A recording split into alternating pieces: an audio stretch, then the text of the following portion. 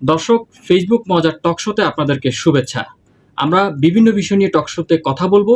আজকের বিষয় হচ্ছে করোনা। ২০২০ সালের পর ২০২৫ সালে এসে করোনা আমাদেরকে চোখ রাঙাচ্ছে। সেই বিষয় নিয়ে কথা বলার জন্য আমাদের সাথে এখন আমাদের স্টুডিওতে উপস্থিত আছেন চট্টগ্রাম ফোর্থ সিটি ইন্টারন্যাশনাল ইউনিভার্সিটির ২ শিক্ষার্থী। আমার ডান পাশে আছেন সফরুল বারী সানিফ, তার পাশে আছেন আকিবুল ইসলাম জিহাদ। আমরা দুজনকে স্বাগত জানাচ্ছি। স্বাগত আপনাকে আমাদের স্টুডিওতে। আমরা যদি করোনা নিয়ে একটু কথা বলি, প্রথমে যদি একটু সফরুল বারী সানিফের কাছে জানতে চাই যে ২০২০ সালে করোনা আপনাকে কেমন নাড়া দিয়েছিল? ২০২০ সালের করোনাটা আসলেই অনেক ভয়াবহ ছিল, যেহেতু অনেক মানুষ মারা গিয়েছে। আমরা অনেকটা আতঙ্কে ছিলাম, লকডাউন ছিল, কেউ কাজে যেতে পারে নাই, অনেকে পড়ালেখার ক্ষতি হয়েছে। তো এটা আসলে ২০২০ সালের, আমি এক কথা যদি বলতে চাই তাহলে অনেক নাড়া দিয়েছে আমাকে, যে আতঙ্ক একটা ছিল, ভয় ছিল আমার কাছে। ২০২০-এর পর আবার যখন ২০২৫-এ আমাদেরকে করোনা আবার চোখ রাঙাচ্ছে, এখন একটি সাব ভেরিয়েন্ট আসছে ডেল্টা এবং ওমিক্রনের। তো সেটি নিয়ে আসলে আপনার চিন্তাভাবনা কি? আপনি সতর্কতা কেমন অবলম্বন করছেন বা সতর্কবার্তা কেমন ছড়াচ্ছেন? এটা নিয়ে যদি আমি বলতে যাই, এখন আমাদের হচ্ছে সর্বোচ্চ সচেতন থাকতে হবে।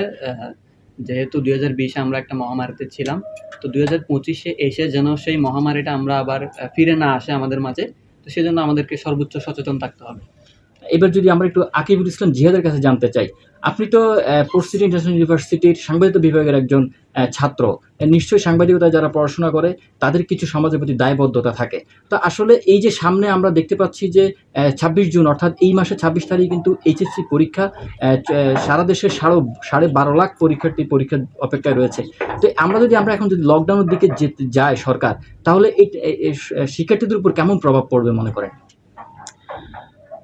২০২০ সালের দিকে যদি আমরা তাকাই, সেক্ষেত্রে তখন কিন্তু করোনার জন্য আপনার অনেক ধরনের ক্ষতি হয়েছিল। তার মধ্যে লেখাপড়ার ক্ষতি অন্যতম।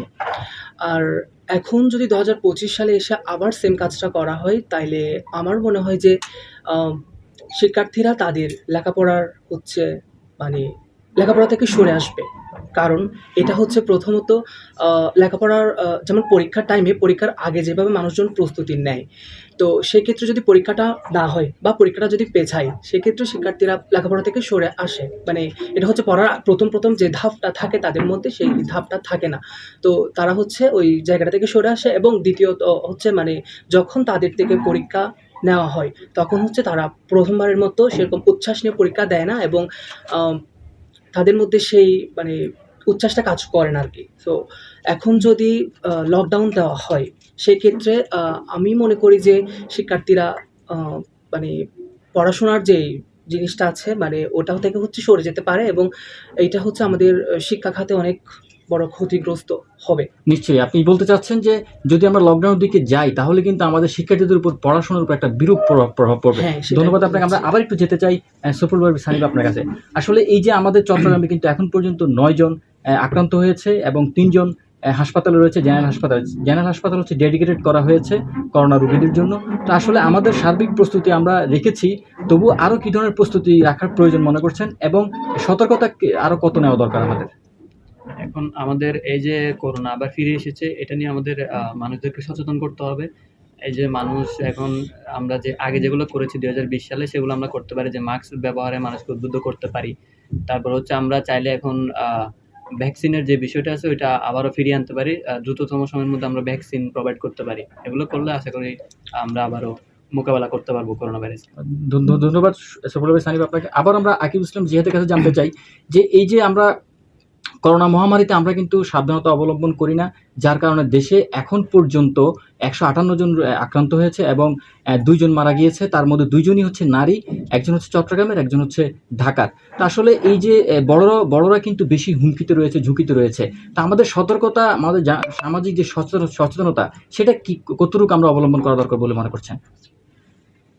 প্রথম কথা হচ্ছে আমাদের সবাইকে সতর্ক হতে হবে, এবং আর যেটা হচ্ছে চিকিৎসকদের থেকে আমরা জানতে পারি, সেটা হচ্ছে ওনারা বলেন যে করোনা মূলত তাদেরকেই বেশি মানে করোনাতে মূলত তারাই বেশি আক্রান্ত হচ্ছে যারা একটু বার্ধক্যে পড়েছে আরকি, যাদের বয়স একটু বেড়েছে।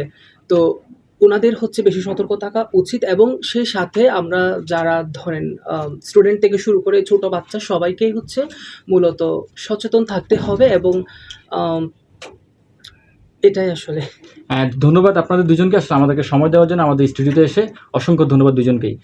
দর্শক, আমরা আসলে আলাপ করছিলাম যে 2020-এর পর যখন আবার 2025 এসে আমরা করোনার প্রভাব বাড়ছে, প্রকোপ বাড়ছে, আমরা যখন করোনামুখী আবার হচ্ছি, তখন সেই মুহূর্তে আসলে আমাদের কী ধরনের সতর্কতা অবলম্বন করতে হবে সেই বিষয়ে দুজন ছাত্র আমাদের সাথে উপস্থিত ছিলেন। তো এই ধরনের আরও নতুন নতুন মজার টক শো অথবা নতুন নতুন খবর নিয়ে আপনাদের সাথে হাজির হব।